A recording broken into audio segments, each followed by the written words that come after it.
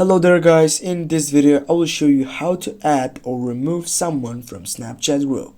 Firstly guys, go on your right side on the ticking app and then go for a new group. Then select the friends that you want to be mentioned in the group, for example this one. Now on the group side you go and type for the name of the group and just on ticking side and go chat with group. Now guys, here as you can see you have created the group and there is the persons that have mentioned in it. Go for example chat something, get back. Now if you want to remove someone from this group, there is no option for removing one by one on Snapchat.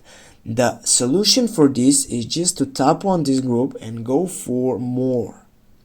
Now you should go leave the group, or if you want to clear the conversation if you get, or for example I will go for the leave group. Go leave group, leave it again. And now guys, as you can see with this one we have also removed someone or all our phone Snapchat group. Thanks guys for watching. Don't forget to hit that like and share the video. See you soon.